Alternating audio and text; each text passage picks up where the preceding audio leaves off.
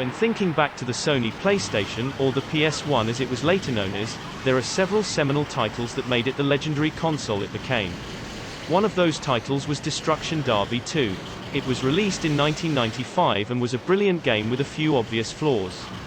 Why does it stand out from the other racing games of the time?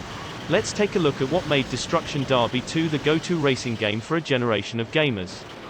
At its core, Destruction Derby 2 is a racing game, but it was so much more than that. It had some next-level game physics that allowed the cars to become damaged. On top of that, the damage would actually affect the handling of the car. This was massive. A crumpled left wing could spell disaster as you suddenly couldn't turn round sharp corners anymore. Of course, as we've already said, this was more than just a racing game, and that damage was essential.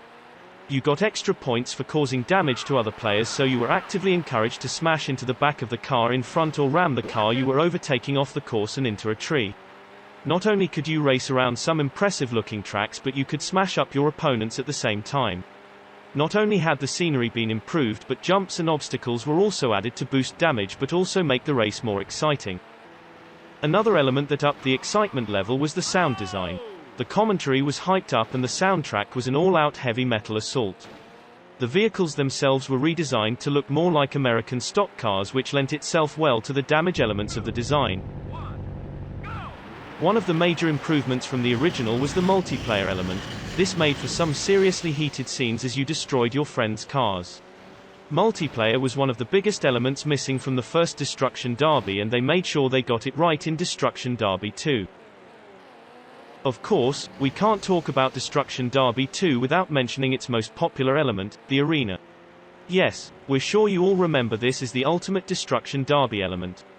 You and the other 20 cars in a deathmatch set in a big circular arena, last car standing. By modern standards, the graphics definitely look dated and the gameplay is bizarrely hard now. That can't take away from the fact that it remains one of the most entertaining racing games ever released, and for that, we will be eternally grateful. We only wish that it could get an HD remaster so that we could play it on modern consoles or the PC. In this movie I will show you some gameplay in 4K graphics.